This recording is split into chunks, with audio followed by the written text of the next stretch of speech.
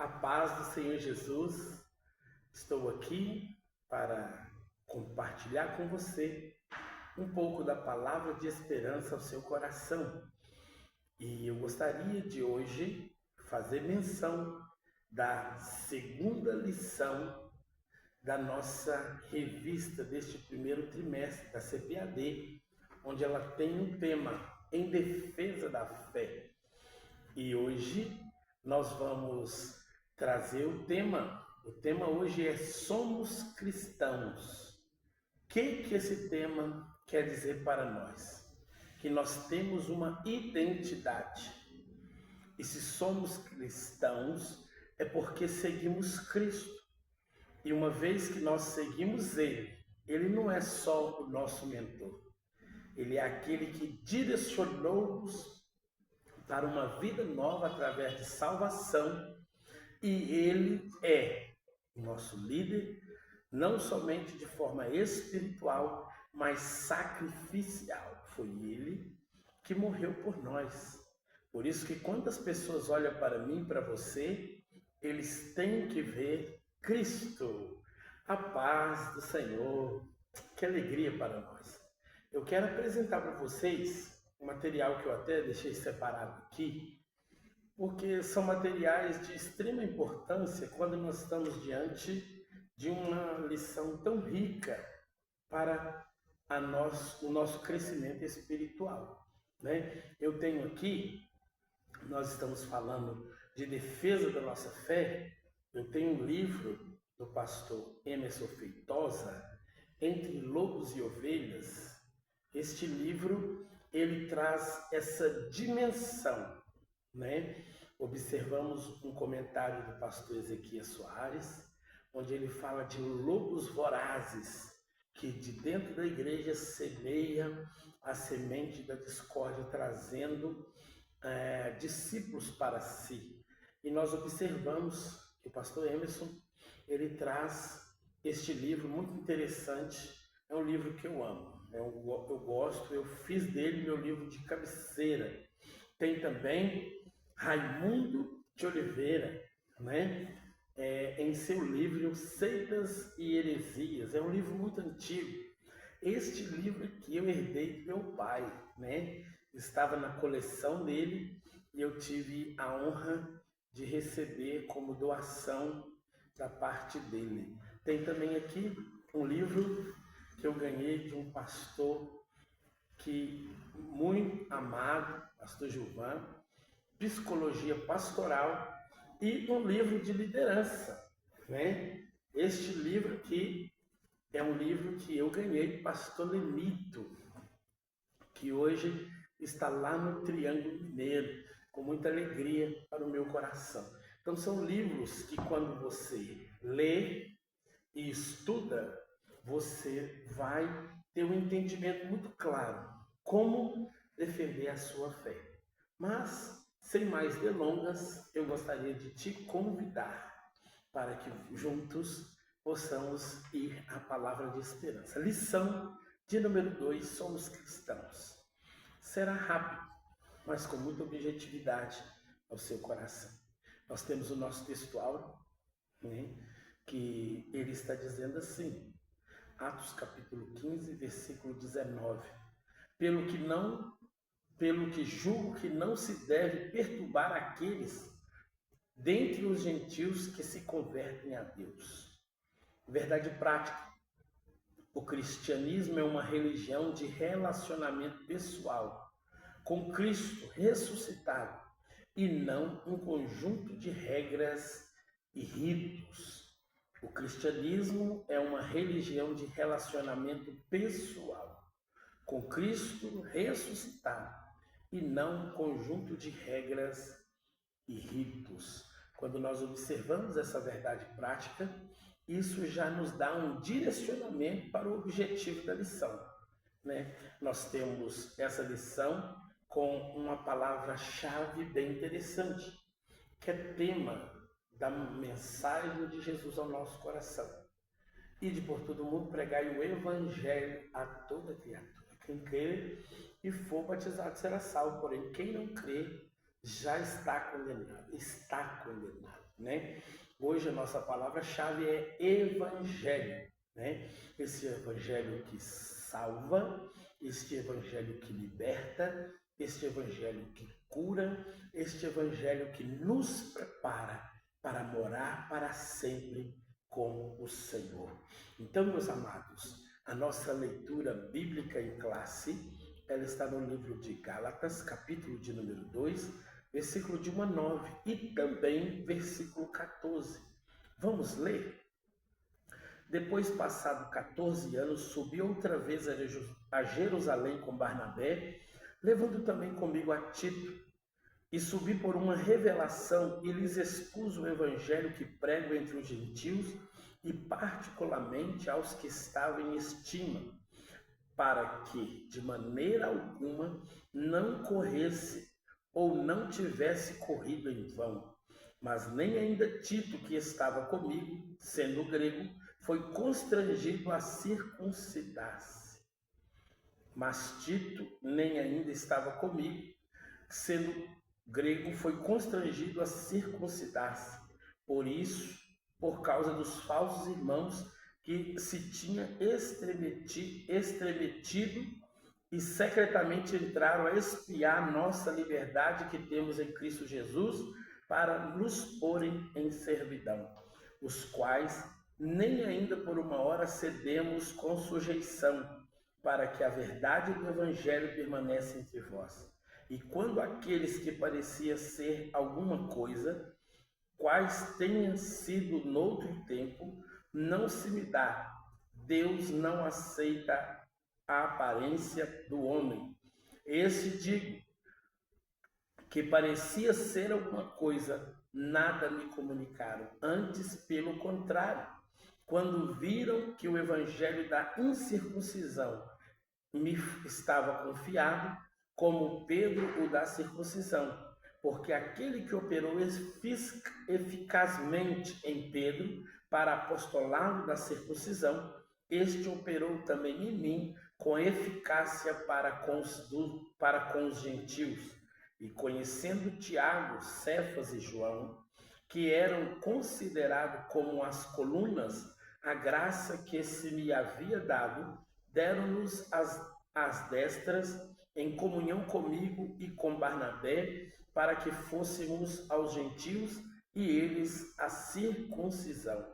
Mas quando vi que não andavam bem e diretamente conforme a verdade do evangelho, disse a Pedro na presença de todos: se tu, sendo judeus, vive como os gentios e não como os judeus, por que obriga os gentios a viver como judeus? Então essa é a nossa leitura bíblica base para a nossa lição. É importante que todo professor discorra essa leitura bíblica em classe, ou seja, situando a localidade. Ou seja, Paulo estava em uma de suas viagens missionárias, quando agora ele retorna a Jerusalém com um único objetivo. E vindo com ele a este retorno a Jerusalém, ele traz Tito, que era um grego, para participar de uma discussão muito interessante. E quando eles estavam dentro daquela reunião, dialogando a respeito da circuncisão e da incircuncisão, surgiram ali os judaizantes, né? Aquele grupo de homens que penetraram naquela reunião para defender, né, que todos precisavam ser circuncidados, gerando um conflito na reunião que foi fundamentada pelo apóstolo Paulo, que ao se levantar, ele expôs a necessidade, né, de entender que a real manifestação da graça aconteceu tanto para o judeu circuncidado quanto para o gentio incircunciso, uma vez que todos eles morreu por causa do evangelho. A expressão que eu falo, morreu, quer dizer, morreu para nascer de novo, ou seja, não tinha passado pela circuncisão, pela circuncidação, mas eles haviam sido batizados nas águas, que o que confirmava a eles que era nova criatura em Cristo Jesus. Então, meu amigo, nós temos alguns debates que a própria Bíblia faz questão de eliminá-los. Porque Paulo aqui está dizendo, se você é judeu, viva como judeu. Tenha sua vida abundante como judeus. Mas aquele que não é judeu, ele não é obrigado a viver a vida do judeu. Ele precisa viver a vida em Cristo. E esse é o objetivo nosso. Como cristão, nós somos irmãos, não precisamos dividir. Todos nós temos o mesmo objetivo, pregar o Cristo ressuscitado. Mas quando nós observamos que uns utilizam de ritos passados para viver uma vida atual, vivendo preso a tudo aquilo que eles aprenderam no tempo da lei, esquecendo da manifestação da graça da salvação. O apóstolo Paulo, aqui ele faz uma dura crítica até mesmo às colunas da igreja, Pedro, Tiago e João, né? Quando ele fala que nem mesmo eles, né, defenderam, eles simplesmente ficaram calados quando os judaizantes começaram a falar. E é necessário nós observarmos pela palavra que quando a verdade é dita, Deus, na sua infinita graça, ele é suficiente para revelar o coração daquele que crê. Pedro, Tiago e João se calaram, enquanto aqueles judaizantes estavam expondo aquilo que estava no coração deles. Mas Paulo, cheio de autoridade do Espírito Santo, repreendeu todos, aleluias, porque quando ele chega ali contigo, eles queriam forçar ele, porque era grego, a circuncidar. Ei, talvez tenha alguém chegando na sua igreja hoje.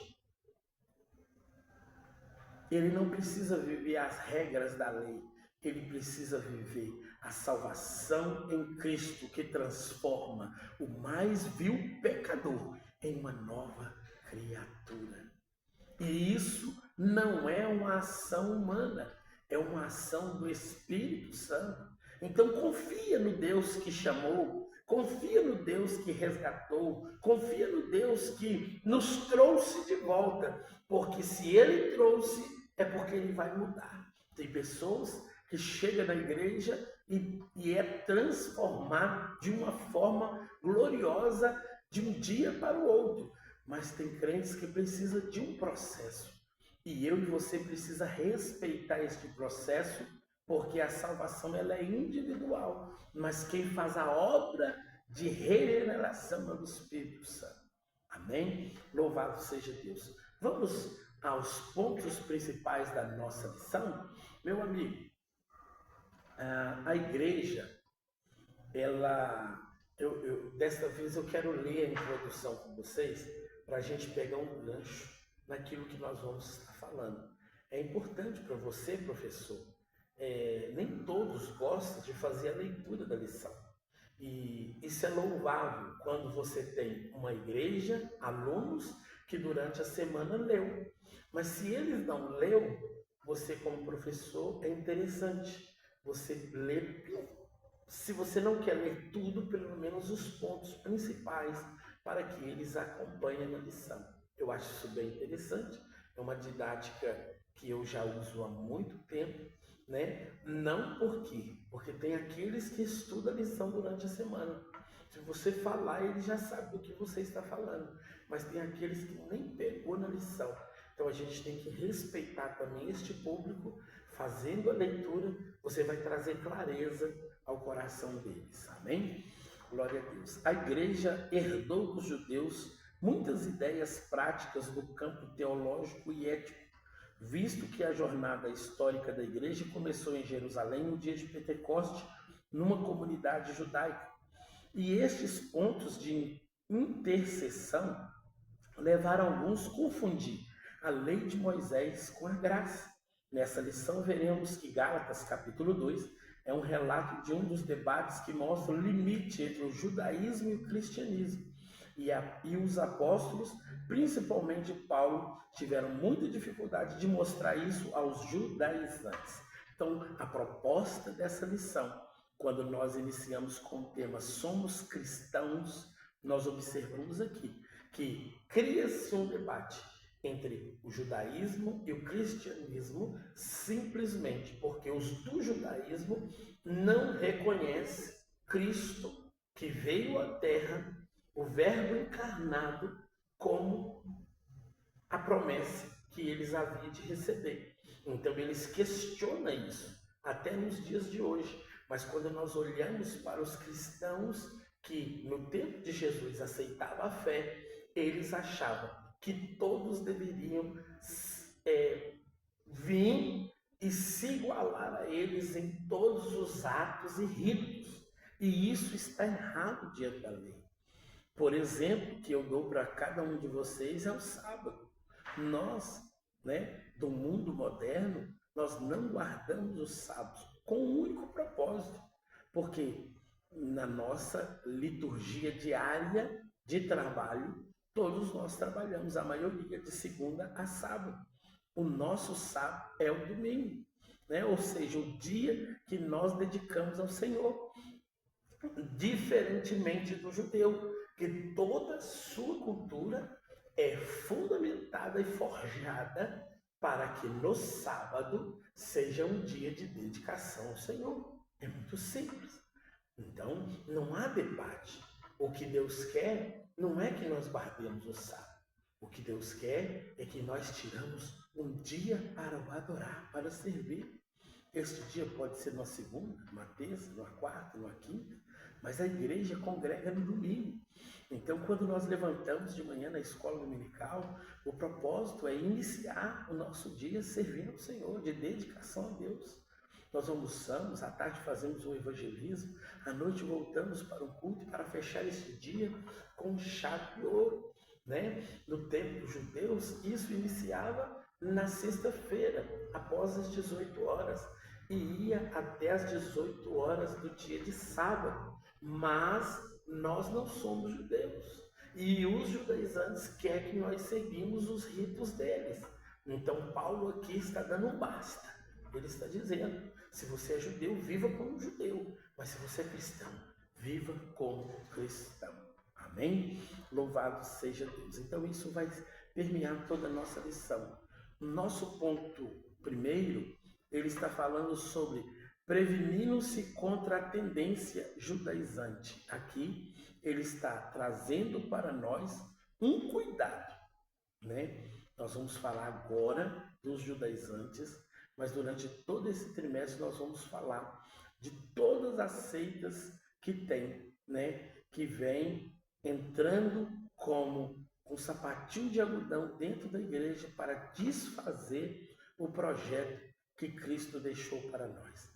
Então Paulo ele inicia no subtópico 1, falando sobre subir outra vez a Jerusalém. O propósito era reunir. Como é bom quando a gente reúne para discutir e acertar coisas para crescimento do reino. Mas quando nós reunimos para contenda, divisões e disserções, nós fugimos do propósito do reino. O propósito do reino é agregar e não dividir. Tudo que Deus quer é nos unir. Por isso que um dos mandamentos do Senhor é amar o próximo como a ti mesmo. Eu preciso amar o ímpio como a mim mesmo. E para mim amar o ímpio como a mim mesmo, eu preciso respeitar em todas as suas esferas. Quando nós estamos vendo aqui, o apóstolo Paulo está indo para Jerusalém. E agora ele traz um objetivo da reunião no ponto 2. Quando ele fala desse objetivo da reunião, era literalmente debater, porque estava se levantando pessoas questionando por que eles aceitam a fé em Cristo e não é circuncidado. Era este questionamento que estava sendo levantado. E agora vem os homens, colunas da igreja, para esse debate. É interessante que a gente percebe no texto que estava presente dos apóstolos Pedro, Tiago e João, e os demais discípulos não estavam presentes, ok? Mas isso não tira a característica e importância da reunião, amém?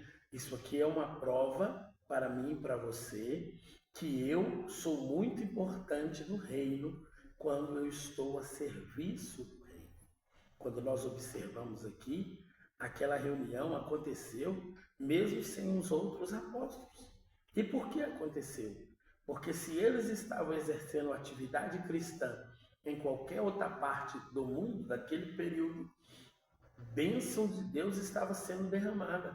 Agora, se eles estavam ocultos por uma negligência ou por ter abandonado a necessidade ou não visto com grande preocupação a importância dessa reunião, Deus também, ele não força ninguém a nada. Bem, isso serve para mim e para você. Quando nós nos ajuntamos para servir ao Senhor, devemos dar o nosso melhor e dedicar da melhor forma. Porque se eu estiver presente e sendo atuante, Deus vai me usar. Mas se eu negligenciar ou não participar das decisões principais da igreja, isso não vai parar o plano do Senhor em salvar, curar, libertar e trazer melhorias para o reino de Deus. Então, o objetivo da reunião era debater a respeito da circuncisão e incircuncisão, e daqueles que têm se levantado dentro para expor uma necessidade que, na visão dos judaizantes, era principal, mas na visão daqueles que acreditaram em Cristo, que aceitaram Ele como Salvador, não fazia sentido. Amém? Então, quando nós observamos isso aqui, nós vamos ver que Paulo, ele traz, não de forma maldosa, mas às vezes é o próprio Espírito Santo que conduziu Paulo a levar para essa reunião Tito, um homem que era grego, não era judeu. No subtópico 3 vai dizer sobre isso, né? Enquanto Barnabé era judeu e circuncidado, Tito não era. E ele traz Tito e ele podia trazê-lo para um grande conflito que ia ser levantado, mas não era esse o objetivo. O objetivo era mostrar que o mesmo Deus que habitava em Barnabé, habitava em Tito. O mesmo Deus que habitava em Pedro, habitava em Paulo, habitava em Tito. O mesmo Jesus que morreu por Pedro, ele morreu por Tito, ele morreu por Barnabé. O mesmo Jesus que morreu pela minha vida, ele morreu pela sua vida. O mesmo Jesus que te restaurou, te trouxe de volta, perdoou os seus pecados, derramou bênçãos sobre a sua vida. Ele é o mesmo que morreu para o assassino, para a prostituta, para aquele que engana e que mente todo mundo. E quando ele restaurar essa pessoa, ela vai fazer parte do corpo de Cristo, porque ele perdoa os pecados, não só meu, mas de toda a humanidade. Então, se você crê nisso, o propósito nosso é entender que somos cristãos. E como cristãos, nós temos um cabeça que é Cristo. Nós somos corpo. E como corpo, precisamos trabalhar juntos. O meu dedo, ele está um pouco adormecido pelo trabalho que eu fiz essa semana. Quando eu fui pegar o violão para tocar, eu não consegui dar nenhuma nota dó e forçar. Por quê? Porque ele sofreu durante essa semana com as marretadas que eu dei com a minha mão. Deixa eu te falar com você. Assim é o corpo de Cristo, quando sofre algumas coisas, algumas pressões, alguns prejuízos, alguns danos, algumas enfermidades. Precisa de cuidado para funcionar de forma exemplar. Então, meu amigo, não se sinta mal por um dia que você não está bem, mas se reforce em Deus para que Ele venha te dar vitória em nome de Jesus. Primeiro ponto, então, fala sobre subir outra vez para Jerusalém, o objetivo da reunião e o Tito que aparece nessa reunião, não para gerar conflito, mas para trazer à luz a verdade do Evangelho que habita tanto no incircunciso quanto no da circuncisão. Amém? Vamos ao ponto de número 2. a tendência judaizante no início da igreja. Que tendência é essa? A nossa leitura bíblica, ela já expôs um pouquinho essa verdade. A nossa leitura bíblica, ela vai dizer que como a igreja iniciou-se em Jerusalém, entre os judeus, era normal, irmãos, que os ritos viessem. Mas nós precisamos separar os ritos exclusivos para os judeus e aquilo que Deus determinou como doutrina para a igreja. Quando nós tocamos na doutrina, isso fere a palavra, isso fere o ensinamento do Senhor. Quando nós olhamos para os ritos que os judeus faziam, as festas que eles faziam, os ritos, o guardar o sábado, o que eles faziam sobre a questão da circuncisão, isso não nos cabe, cabe ao judeu. Mas quanto ao gentio, nós precisamos guardar a palavra de Deus no nosso coração. Então, quando nós observamos aqui, no ponto de número 1, o espanto do apóstolo, que deixou Paulo atônito?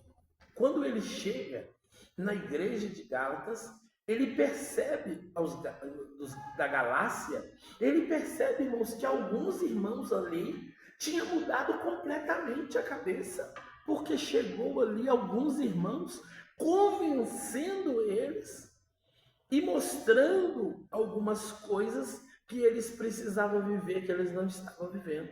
O apóstolo Paulo assusta porque ele ensinou aquela igreja muito bem. Ele ensinou o plano da salvação, que Jesus morreu, que Jesus ressuscitou no terceiro dia, que Jesus, ele quer nos preparar como, uma vez que nós alcançamos a fé, arrependemos do nosso pecado e estamos caminhando, nós precisamos nos santificar. O Paulo ensina para eles o evangelho da regeneração. Paulo ensina para eles o evangelho da santificação. Paulo ensina para eles como que se deve caminhar na presença do Senhor. Ensina eles a orar, ensina eles a ler a palavra, ensina eles a esperar ansiosamente a volta de Cristo. E quando ele chega lá, ele vê que pessoas foram totalmente transformadas porque chegaram alguns lá e conseguiram convencê-los.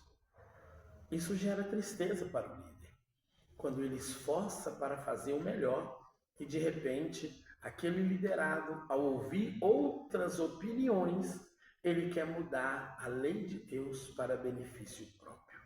Deixa eu te dizer, Deus, ele quer levantar homens que tenham o domínio da palavra para viver uma vida abundante, que ele possa ensinar, viver na prática e que as pessoas, ao ver ele praticando e sendo transformado, seja transformado por essa palavra que liberta. Amém, meus amados? Quando nós observamos, Paulo também vai falar no ponto 2. Quem eram os judaizantes? No versículo 4. Eram opositores de Paulo, identificados também como falsos irmãos, ou seja, pessoas que, ele não foi com a cara de Paulo, ele não concorda com o pastor Paulo, e por não concordar com o pastor Paulo em algumas atitudes do pastor, eles começam a disseminar o mal dentro da igreja. Está cheio de pessoas assim, mas Deus nos chamou para viver uma vida santa e irrepreensível. Não deixe pessoas colocar coisas na sua cabeça. Quantos, às vezes, por mentir, quer te conduzir à mentira? Quantos, por enganar, quer te levar a um engano? Mas deixa Jesus te revelar graça. Não vai na onda dessas pessoas. Continue firme no propósito. Respeite a sua liderança. Honre o seu pastor e Deus irá te honrar. Aleluia. Esses judaizantes também eram os fariseus e os saduceus, né? Homens que tinham conhecimento da lei de Deus, mas não viviam a prática desta lei. Eles davam dízimo de tudo, mas esqueceram de entregar a própria vida para o Senhor. Deixa eu te falar. Deus, Ele quer você por inteiro, corpo, alma e espírito. Louvado seja o nome do Senhor. Havia um clima de tensão, por quê? Ponto de número 3. Porque quando Paulo chega ali, irmãos, né? Veja bem, quero até ler para os irmãos, os judaizantes chamados de falsos irmãos conseguiram furar o bloqueio e entrar sem serem convidados na reunião. Eram inimigos da liberdade cristã e do evangelho. Quero fazer um contraponto, não querendo descaracterizar o nosso pastor Ezequias Soares, mas aqui, irmãos, não entraram de penetra. Nós precisamos analisar o contexto. O contexto era que vários do conjunto apostolado também não tinham tido essa revelação de graça para a salvação para o mundo externo, fora de Jerusalém. Quando eles analisaram isso, era normal aqueles que questionavam participar dessas reuniões. Paulo usa a expressão que eles entraram de penetra, mas às vezes foram literalmente mandados entrar para saber o que estava sendo tratado e para trazer confusão. Isso sempre vai acontecer, mas a verdade de Deus sempre vai prevalecer. Então não tenha dúvida, não se preocupe que nos seus cultos de domingo, que na sua escola dominical vai aparecer alguém lá para colocar dedos em feridas que não foram curadas. Vai aparecer pessoas que vão estar lá para observar se você está seguindo os ritos corretamente. Mas deixa eu te falar com você, Deus te revelou essa graça, então não pare. Se Deus te deu alegria no seu ser, seja alegre. Se Deus te deu, aleluia, uma revelação de glória, de um crente avivado e pentecostal, de glória, exalte o nome do Senhor, não se cale, mas seja moderado, entenda o processo e deixa Deus agir. Não fique preocupado com as críticas, não fique preocupado com aquele que se levanta contra você. Eles estão te observando, mas eles não verão falha em ti se você continuar fiel e irrepreensível.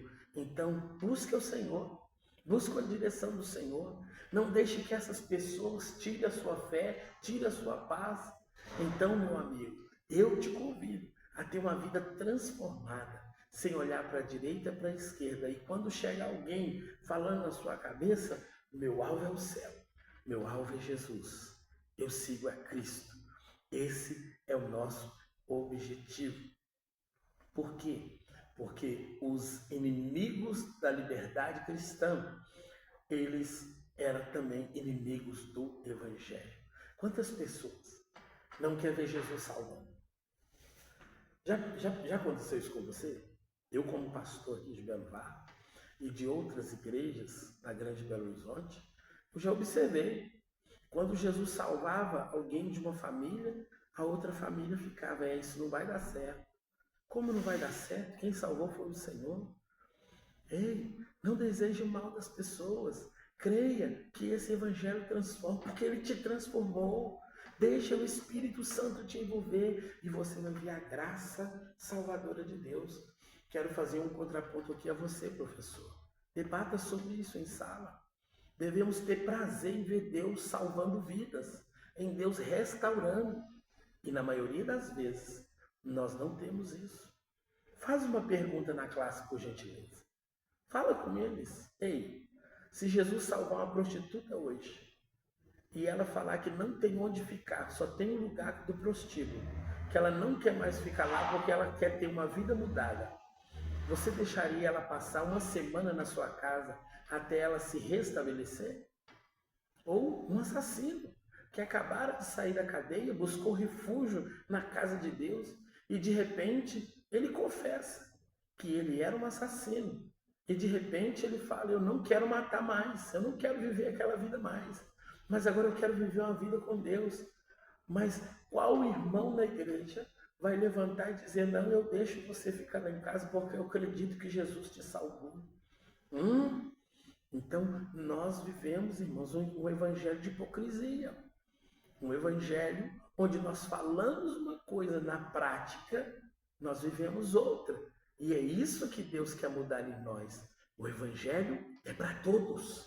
Se é para todos, ele é para o preto, ele é para o branco, ele é para o louro, para o moreno, é para o mulato, ele é para todas as tribos, raças, todas as nações. Ele é para aquele que crê que o sangue foi derramado. E este sangue é o sangue de Jesus. Aleluia. Louvado seja Deus.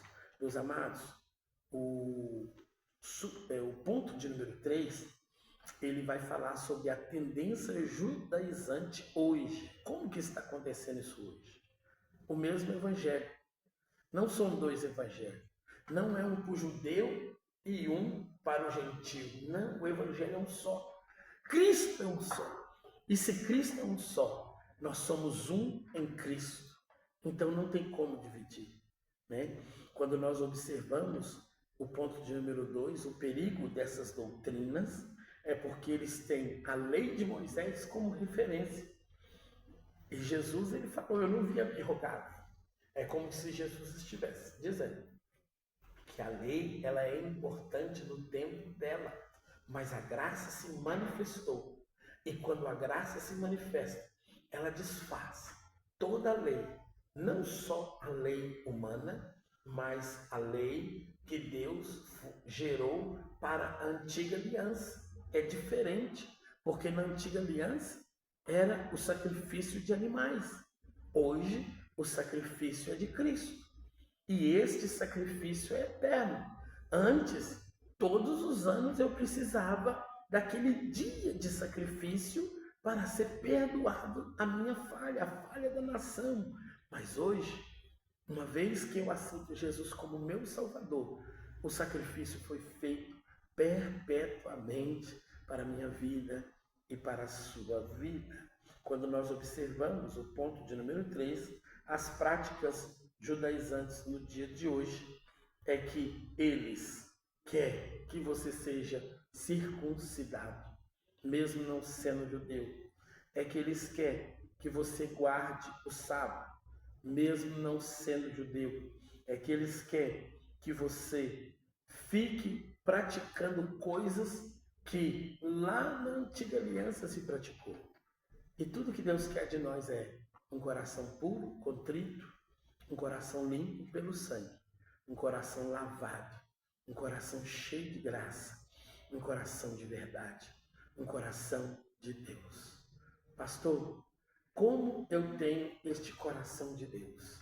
Basta eu começar a ler a palavra e deixar esta palavra tirar tudo que não presta, todas as arestas do mal, e Deus vai mudar meu comportamento, minha mentalidade, meu coração. Que Deus te abençoe, que você viva uma vida abundante. Saiba que agora, como cristão, você precisa ter a mente de Cristo. E como mente de Cristo, o seu corpo precisa receber as coordenadas da mente para ele caminhar nessa terra refletindo graça de Deus. Que Deus abençoe a sua vida abundantemente, em nome de Jesus.